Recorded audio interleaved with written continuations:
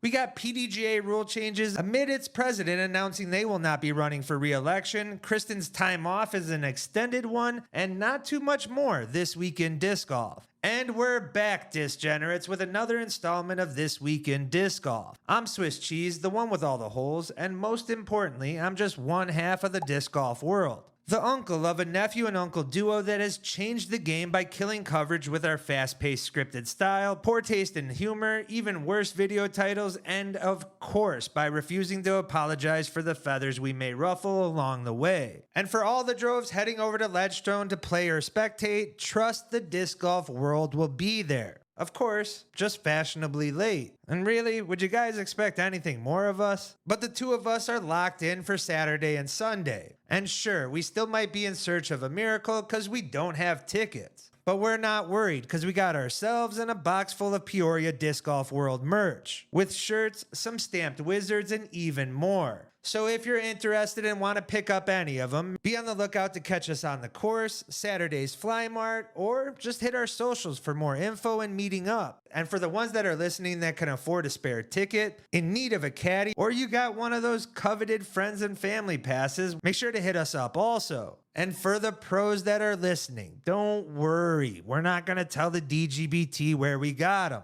And trust us, we'll be on our best behavior, like we do always. We're not even planning on filming. Now, it may not have happened this week, but it occurred too late to cover in last week's Twig. So let's just dive into the PDGA's approval of the 5 major rule proposals that were on the table. And sure, there was some worded revisions, but all saw that approval. For a reminder, let's cover them and refresh your memory, as some of these were panned by the public when the proposals were first made. The funniest just might have been the thrower no longer being part of the ruling or vote, and what seemed to be more meant to clarify the benefit of the doubt excuses used by most players and instead force them to actually vote. But instead, the proposal was heavily criticized for not allowing the thrower a chance to argue their case or vote at all. And it was that exact feedback that caused the PDGA to issue a change in wording and ruling. And what I feel? For the worse. Because all they really changed was to allow the thrower to have a brief opinion statement, but arbitrarily says they are not allowed to argue or lobby, creating even more of a gray area and a ruling on not a well enough defined rule. And for the Gannon Burr stopwatch viewers, they'll need to adjust the time. Well, that's at least when he's on the fairway or off the tee and putting green, as the PDGA has extended the 30-second to a 45-second during those throws. This rule also includes player time extensions, only for Elite Series events and higher, and the heavily debated, especially by Brody and Yuli, of issuing player warnings. Yuli, being part of the Players Committee, which was included in this rule proposal, feels players are more likely to issue warnings with this current structure, while Brody and others feel it's simply performative of the PDGA, as that responsibility should be on the TD or marshals and not be placed on the player whatsoever, which will only result in further no calls. Add Gannon saying that he'll never make a call along with other pros. I, like many others, question if this will result in more warning calls at all. But we'll all need to wait and see until next year when these rules go into full effect. A much needed change to help with enforcement, as the players are now required to keep score and show them if requested, and if they refuse, can be disqualified from the event altogether. They also clarified the provisional procedures and definition. Provisionals are no longer allowed for missed mandatories or abandoned throws. And yes, there's more verbiage there, but it's pretty much just as boring, so I'm really not going to waste your time on it. And the final major rule impacting more college disc golf than anything else is the codifying of team play and the procedures that follow. Splitting the team play into 2 sections, hopefully encouraging more tournaments to possibly run events in the same format. Along with the rules change, PDGA President Nate Heinhold made like Taylor Swift by jumping on a favorable podcast to promote Ledgestone. I'm not really going to go as far as to say a rehearsed, but maybe not so much of an unanticipated announcement on his future with the PDGA while on the Staggered Stance podcast.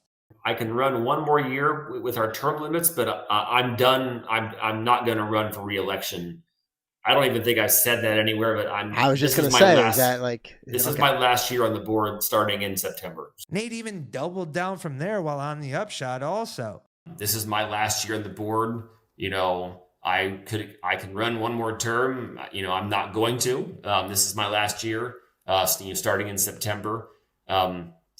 At the end of the day, my conscience is very clear. Heinold is one of the most polarizing beings in disc golf and has plenty in the community celebrating this latest news, while there are others that are concerned with the void that he leaves. Heinold will complete his third term in September 2026, finishing what will be 9 years spent on the board, assisting in shaping and ushering the modern disc golf era, as Heinold's leadership spanned the COVID boom, modernized the PDGA through technological investments to assist TDs and players, partnerships, and also by changing the World Championship and disc approval process, actually removing those approvals from the hands of the board and into separate committees. This resulted in PDGA Live and recent contracts with majors and worlds attached that we saw in the announcement with Estonia and the Disc Golf Festival, advancement in TD pay percentage, and even overseeing rule changes and streamlining those also with correction, all needed to help usher this sport to new heights. Yet it has been one of the most tumultuous ones also. There's been plenty of calls for further transparency despite opening the books and sharing meeting minutes. The conflict of interest claims have been present over the entire span of those 9 years, and even have some in the comments section holding a Subway sandwich and taking it to the streets.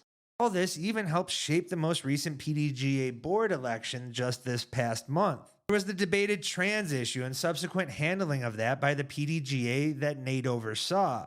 A decision that led to lawsuits that cost the PDGA financially, so much so it caused a reversal and settlement, creating a divide still felt in our sport today, as that ruling may have appeared to be too rushed. And though Heinhold still will be part of the community and influencing the sport with his TD efforts, his Ledgestone brand, and only running the largest tournament every year. No matter your opinion, his departure leaves the sport's governing body with a lot of question marks, and an even more important election coming next year. And only time will really tell just how Nate's leadership run will be viewed for years to come. There were plenty of questions on just how long exactly Kristin Latt's break would be. That was all cleared up this week, even though it might be for the worse, as Kristin laid out her future tour schedule after shockingly dropping from Worlds and just following her representing her nation at last week's Worlds Games. It actually turns out the break is a substantial one, electing not to return till the end of the season. Going on to state in the post, "I'll be taking a step back from the hustle for a bit. My goal is to return for Throw Pink and the DGPT Championship. But before then, it's time to rest, heal my injuries, and regain some strength and clarity." Now, in all total, it has her missing 5 events, 2 of which being plus, and even more importantly, 2 playoff events also, which also includes some of the highest paydays on the season, including the highest one this week at Ledgestone. Add, this is her final year of her current contract. Electing to take an extended break at this current moment should go to show the severity of Kristin's fatigue, physical and mental health for that matter also. Choosing to prioritize that at this point is certainly admirable, but still does bring into question, could her latest performance and lengthy break possibly affect her current contract negotiations with House of Disc or possibly other future sponsorship offers from other brands? And I guess we'll just have to wait and see, but I, for one, can't see it at this point. Kristin is still one of the most popular players and one of the best FPO performers, even with her latest woes. And even with a possible fandom survey dip, still holds plenty of House of Disc market share in sales and advertising for the company. And add all major brands wanting to further expand into the growing European market, there's no reason for any of them not to at least kick the tires on a possible Kristin contract. And now let's get into some different quick hitters. Everyone on Feature Card made lead card for day 2 at Ledgestone in the MPO. Anthony Barella shot the hot round of the group. That was despite getting razzed mid-putt by some shit people considered country music made by the Moonshine Bandit. Fuck, Cotton Eye Joe is even better than that trash. AB released a new jersey and what looks like a grip collab.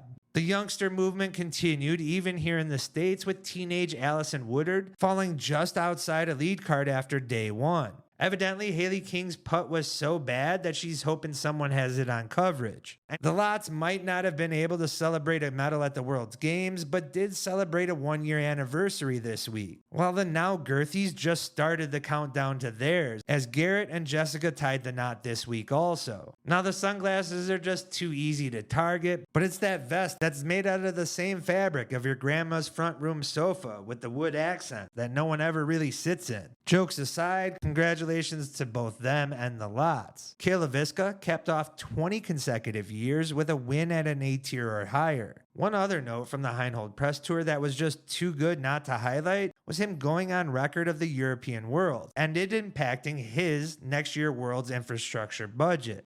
I mean, our infrastructure spend will be more than double theirs, and I kind of have a ballpark of what theirs was. So, and what does that mean exactly? We're talking about double-decker, like you'd see at a PGA Tour event structures. We're talking about glass atrium tents. We're talking about, we'll have the same amount of video boards. I think I'll have 4 or 5 at Toboggan.